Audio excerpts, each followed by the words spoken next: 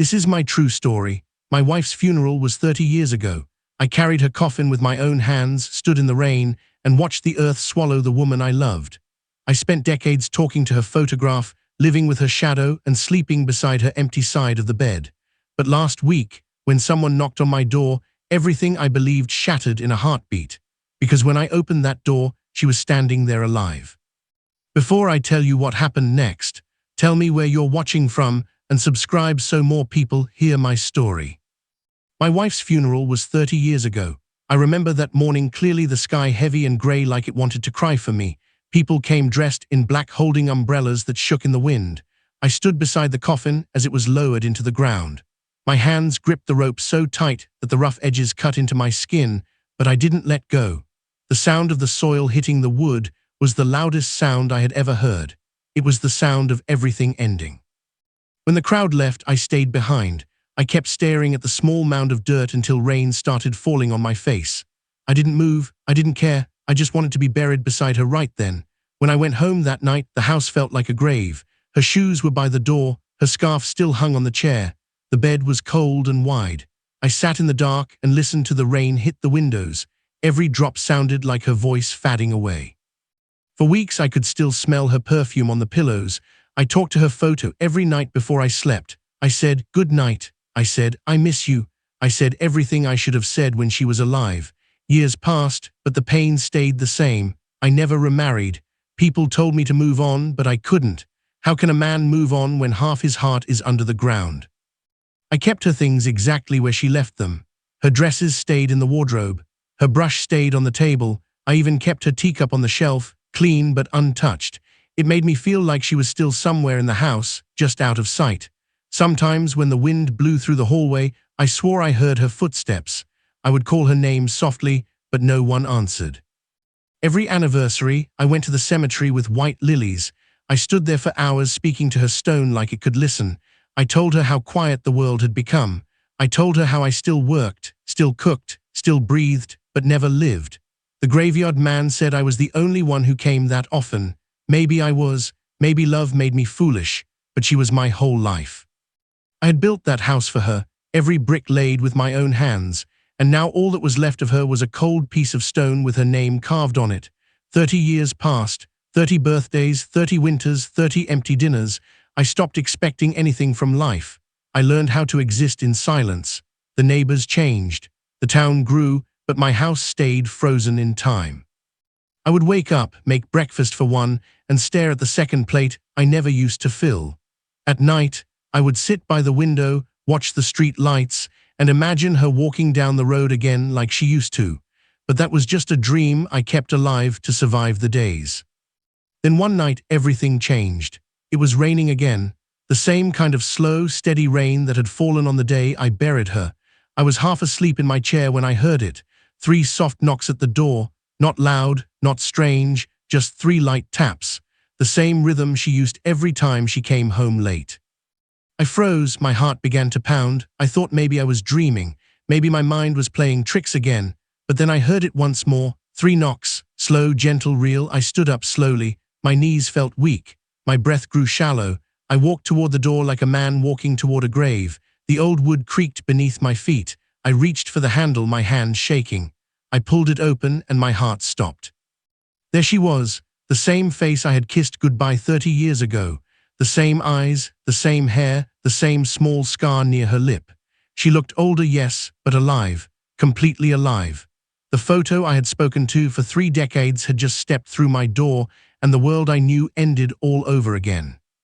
After that night at the door, the world I built over 30 years started to crumble again. I had lived in silence for so long that even the sound of her breathing felt like a ghost passing through the house. For 3 decades, I had trained myself to live without her, to eat alone, sleep alone, and wake up to the same empty walls. Now she was sitting in the same chair she used to, looking around like nothing had changed. But everything had.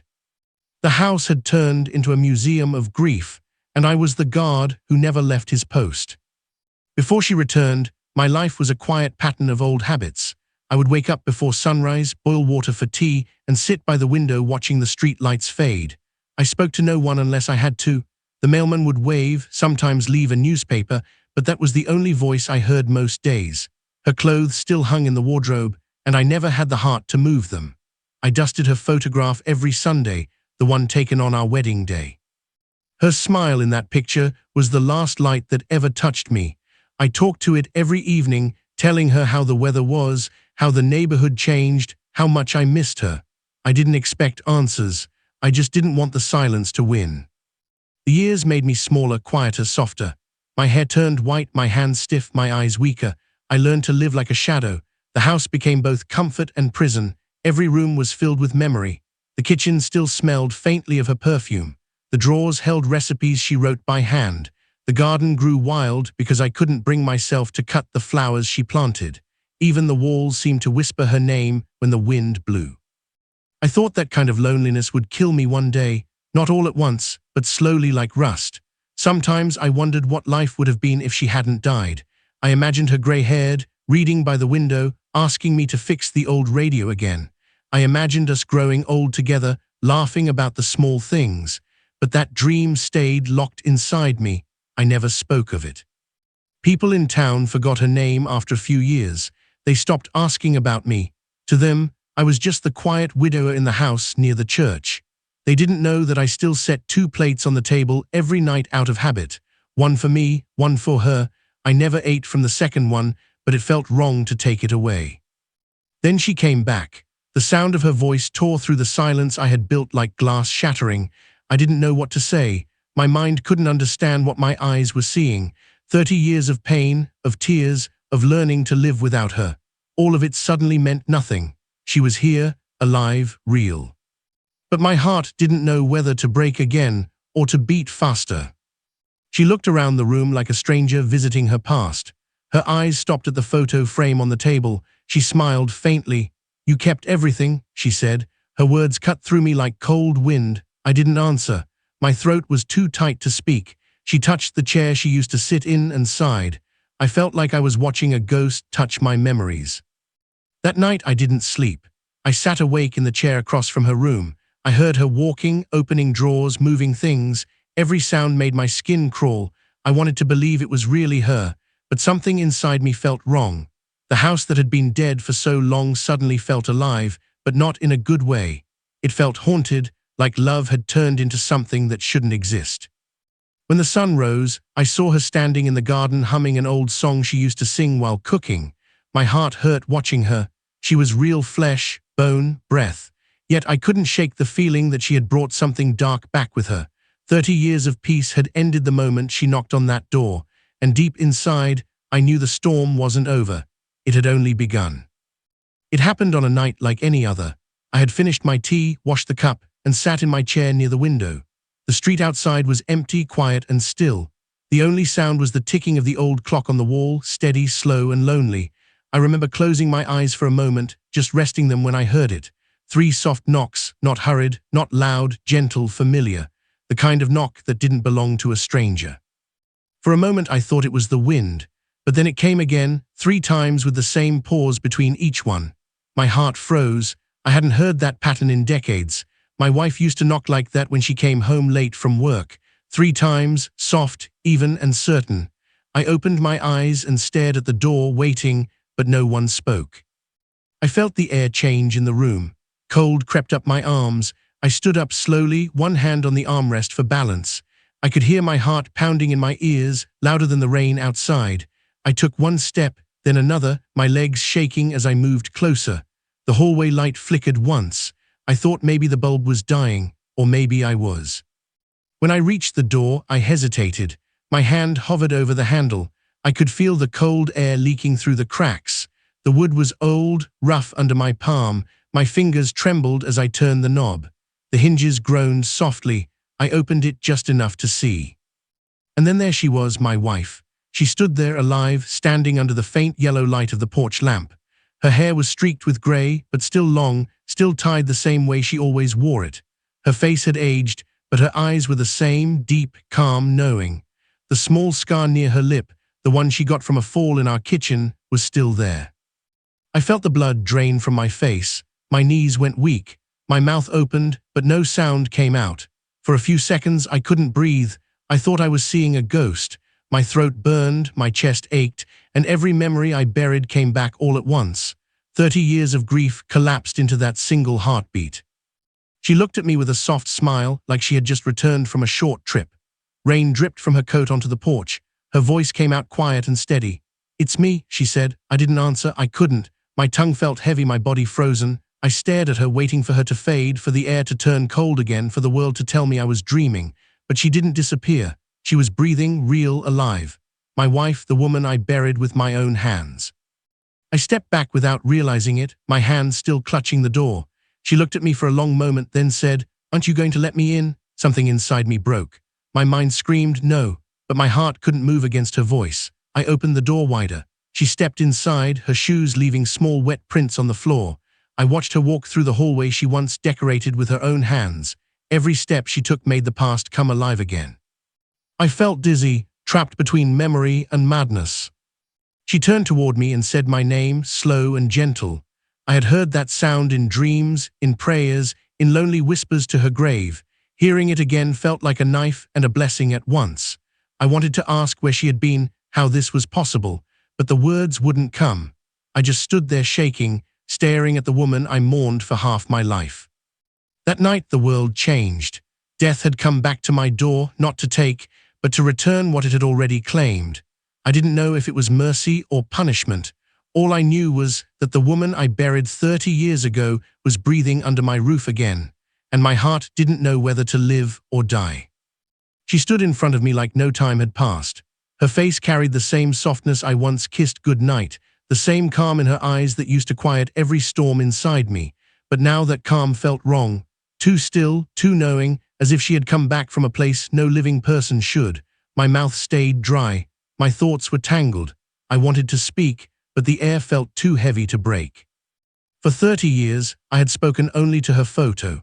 Now the real thing was standing in front of me, and I could barely breathe. She said my name again slowly, gently, the same tone she used to use when I came home tired from work.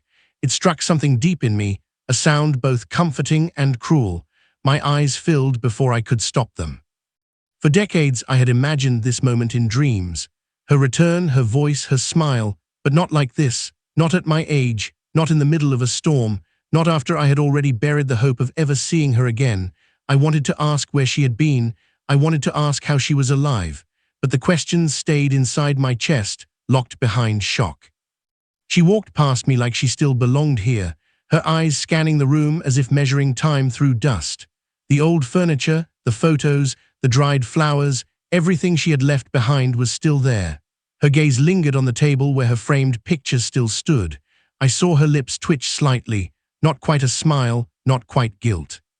She turned to me and whispered, "You kept it all." I couldn't answer. My hands trembled too much. I leaned on the chair to keep from falling. She looked older, thinner, but alive. There was no mistaking her. Every detail matched the woman I had carried to her grave. The curve of her neck, the shape of her hands, the way her hair curled behind her ears. It made no sense. None. My mind tried to reason, to find something, a trick, a dream, a ghost, but nothing fit. She was flesh and bone, standing where death should have kept her. She stepped closer, her scent faint but familiar.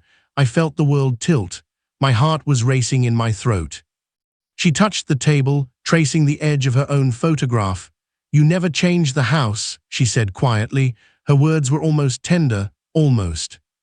I wanted to tell her I couldn't, that everything I had done since her funeral was for her, but the words refused to leave. Instead, I just stared, frozen between disbelief and heartbreak. She sat down on the chair across from me like she had every right to, the same chair where I used to imagine her sitting when I ate alone. Her presence filled the air with something thick, something cold.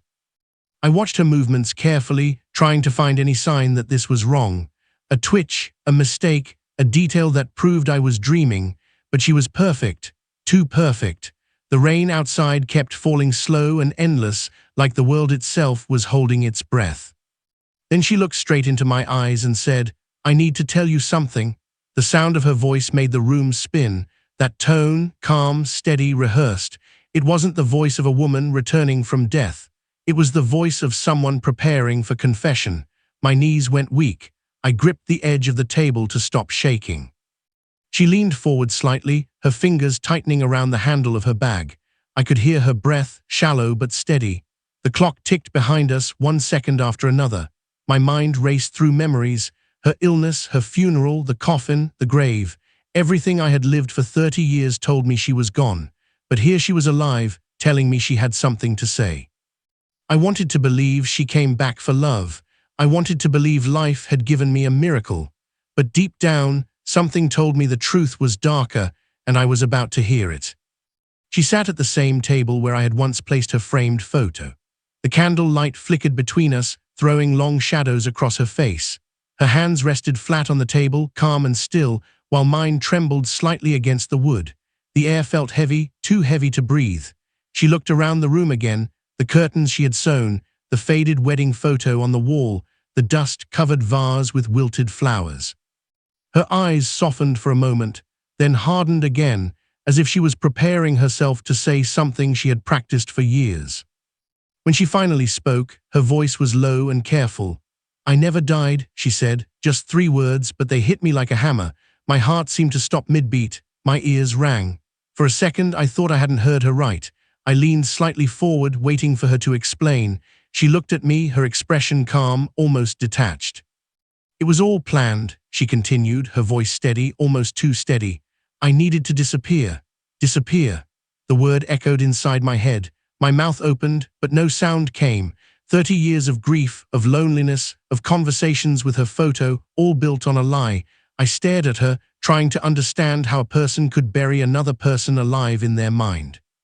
She kept talking, her tone quiet, rehearsed, emotionless. She said she had met someone before she died. A man, someone who promised her freedom, money, and a new life.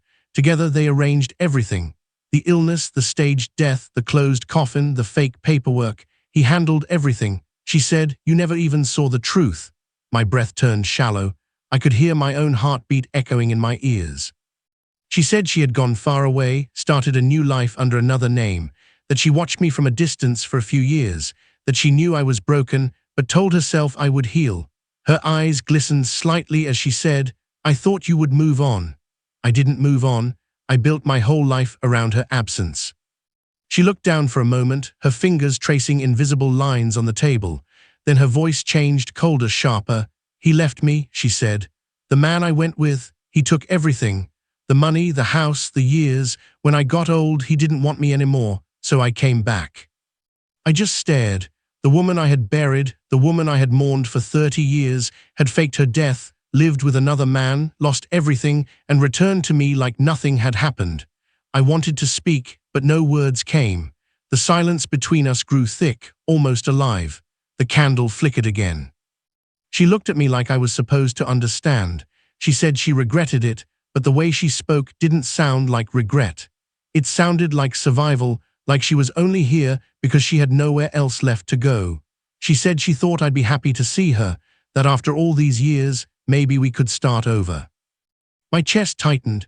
I had lived half my life talking to her ghost, and now she was asking me to live the other half pretending she had never left. I felt something rise inside me. Not anger, not sadness, something colder, something like truth settling in. The woman sitting in front of me was not my wife anymore. She was a stranger wearing her face, a liar who had let me bury her, cry for her, and grow old alone while she lived another life. Her eyes stayed on me, waiting for a response. I gave her none. I just watched her, silent and still. I realized then that death had not taken her 30 years ago. Lies had.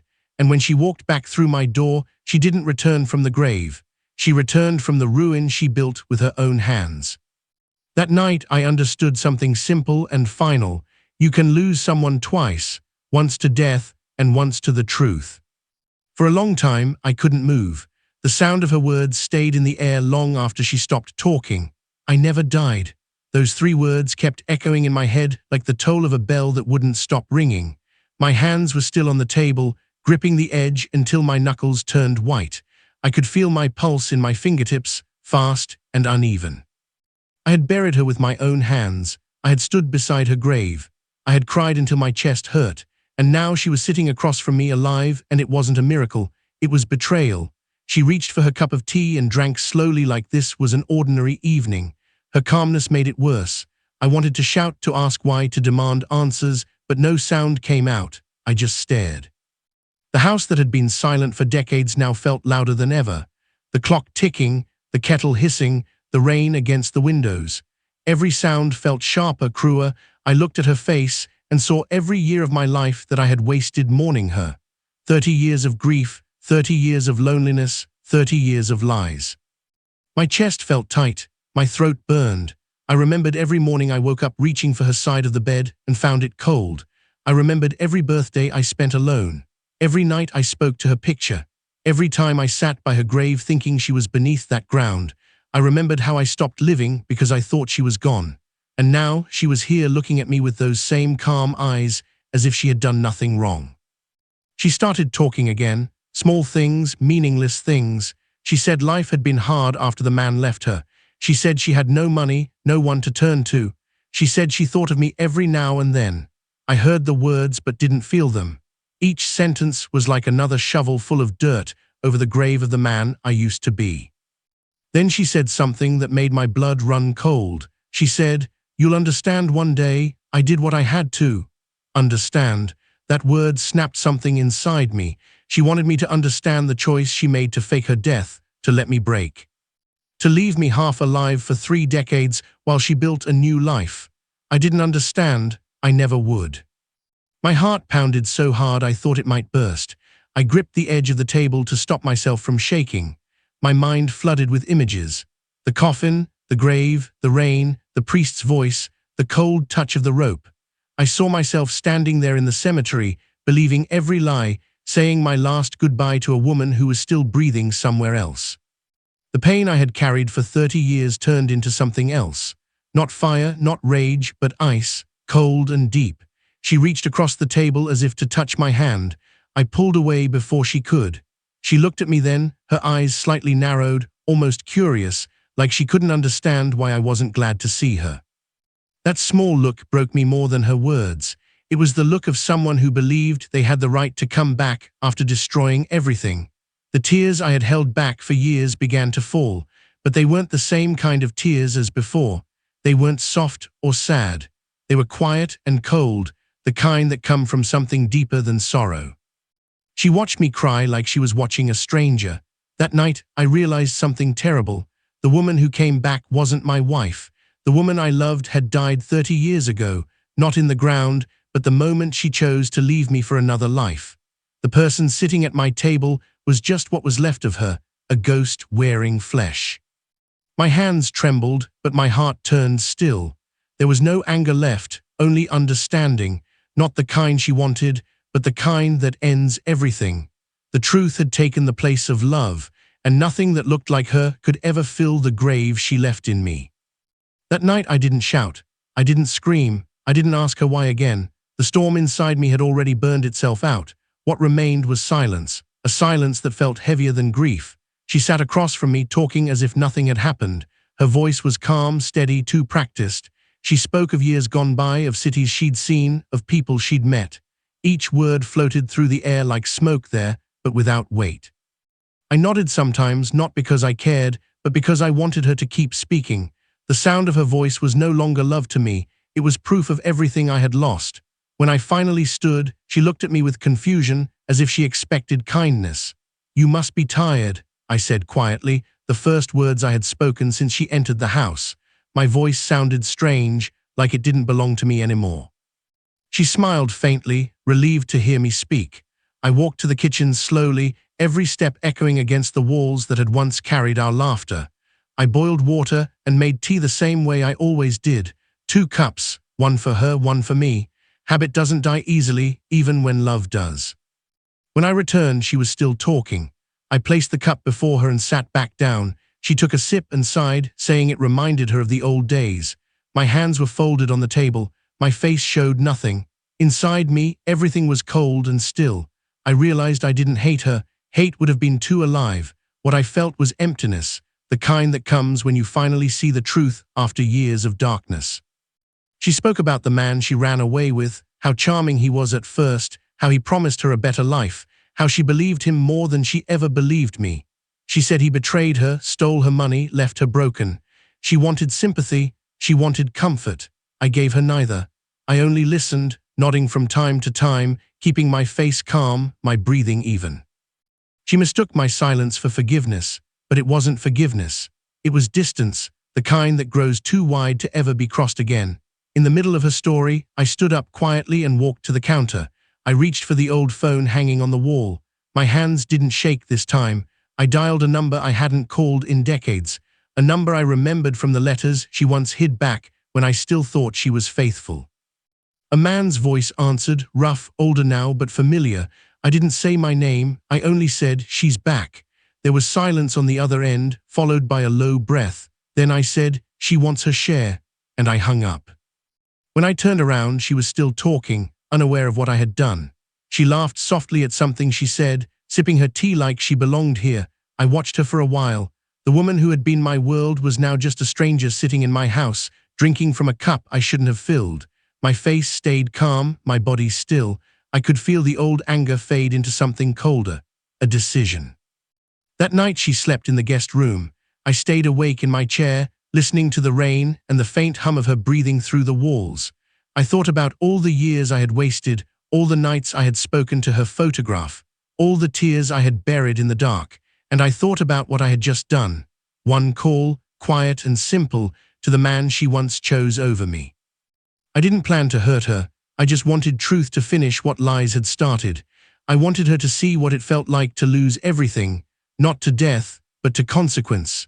She brought the past back to my door, and I opened it one last time, not to welcome her, but to end what should have stayed buried. As dawn approached, I sat still, watching the grey light creep into the room. My hands didn't shake anymore. My heart didn't race. I felt nothing but peace, a strange, empty peace that comes only when you've already lost everything. The phone call was short. No emotion, no hesitation, just truth passed from one voice to another. I didn't have to explain much. The man on the other end already understood who I was and what her return meant. Time hadn't erased what they had done.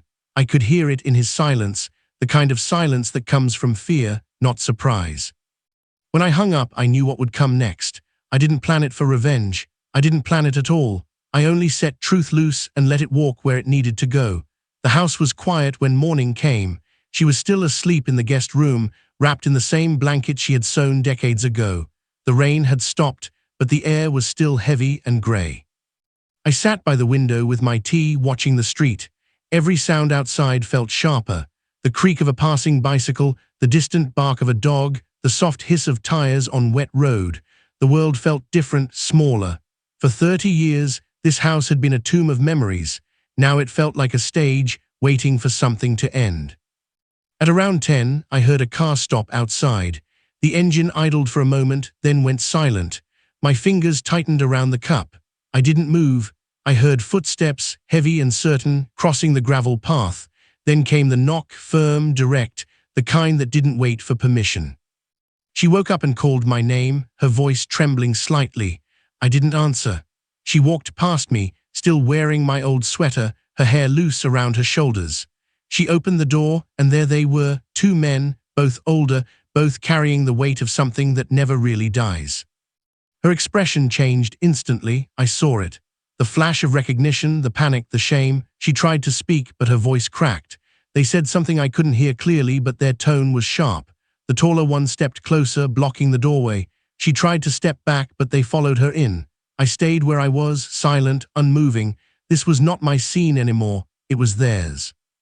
Their voices rose, her hands shook. She reached for her bag, but one of them grabbed it first. Papers spilled onto the floor. Letters, old notes, things she must have kept hidden. One of the men picked them up and read something aloud. Her face turned white. I could see her lips moving, begging, explaining, but the words didn't matter.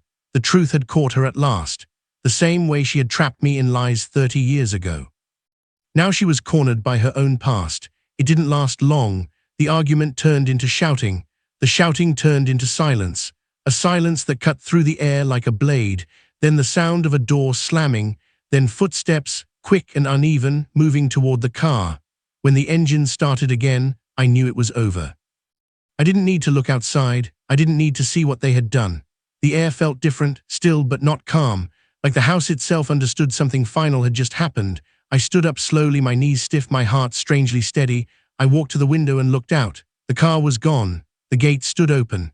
The gravel path was scattered with footprints.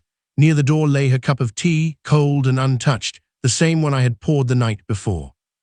I stared at it for a long time, then I turned away. I didn't call anyone. I didn't check the yard. I didn't speak her name again. She had come back once to destroy the peace I had built, and now peace had claimed her again in its own way on its own terms. I poured out the cold tea, washed the cup, and placed it back on the shelf. Outside, the sky cleared slowly. The rainwater glistened on the leaves, and sunlight began to slip through the clouds. I opened the window and let the wind in. The air smelled clean again, like something had been lifted, something heavy that had been pressing on my chest for 30 years. I sat back down in my chair, the same chair where I used to talk to her photo, and breathed deeply. The past had finally finished what it started, and this time I didn't need to bury anything. By the next morning, the house was quiet again, not the kind of quiet that comes from peace, the kind that follows after something final, something that can't be undone. The air was lighter but empty. The sunlight came through the curtains, falling on the same table where she had once sat the night before. Her cup was gone, her voice was gone, her shadow was gone. Only the faint smell of her perfume lingered for a while, then faded like smoke. I didn't move for hours. I just sat in my chair staring at the door she had walked through twice, once as a ghost, once as truth. No one came to ask questions, no police, no neighbors, just silence wide and deep. Maybe they didn't want to know, maybe they knew already. The town had seen me live alone for 30 years. They must have thought no one came to visit me, and that was how I wanted it to stay. I didn't need anyone's sympathy or shock. I had spent enough years being looked at with pity. I didn't want eyes on me anymore. I wanted stillness. As the hours passed, I started to notice how different the house felt. It was lighter, quieter, but also older, as if time had caught up all at once. Dust floated in the air like tiny ghosts. The clock ticked slower. The curtains swayed softly in the breeze. Everything looked exactly the same, but nothing was. I realized that grief never truly ends. It just changes shape. For 30 years, my grief had taken the form of memory. Now it had turned into truth, cold, sharp, and final. I walked through each room slowly. Her clothes still hung in the wardrobe, untouched since the day of her first funeral. I opened the door and stared at them. The dresses, the scarves, the small perfume bottles that had long since dried up. I thought about burning them, but then I stopped. Fire wouldn't change anything. The dead, real or fake, don't care what you keep. So I closed the door quietly and left them as they were. In the kitchen, I made tea again, only one cup this time. The steam rose in the sunlight, thin and calm. I sat at the table and took the first sip. And for the first time in decades, the tea didn't taste bitter. It was just warm, simple. I watched the light move across the floor, watched the shadow of the window frame shift slowly as the day turned. Life was still moving even after everything had stopped. I thought about her face one last time, the way she had looked when she sat there pretending nothing had happened. The calmness, the coldness, the quiet pride. Maybe she had convinced herself she had done the right thing. Maybe she had told herself lies for so long that they became her truth. I used to love that face. I used to think it was peace, but now all I saw in it was distance. The kind of distance you can't cross even in death. As the evening came, I opened the front door and stepped outside. The sky was red and gold, the kind of sunset she used to love watching. The wind brushed against my face, carrying the smell of wet earth. Somewhere far away, a bell rang from the church tower. The sound was soft, almost like a sigh. I stood there for a long time, watching the last light fade behind the hills. I didn't feel joy. I didn't feel sorrow, just quiet. That quiet was my reward, my punishment, and my peace. I went back inside, closed the door, and locked it. The house felt full again, not with her, not with pain, but with something heavier and calmer than both. She had left me once for another life. She had returned to take back what time had already taken. But time doesn't return what it buries. It only waits, and when it's ready, it finishes the story it began. That night, I slept deeply for the first time in years. No dreams, no whispers, no knocking at the door, just silence and a world finally still. I buried her once, 30 years ago, and I thought that was the end. But the truth is, you never really bury a person. You bury what you know of them. When she walked back through my door, I realized the woman I once loved had died long before the funeral. What came back wasn't her body. It was her ghost wearing skin. It wasn't a resurrection. It was a reminder that time doesn't heal. It only hides the wound until something sharp enough cuts it open again. I sat by the window that night, watching the sky turn from red to black.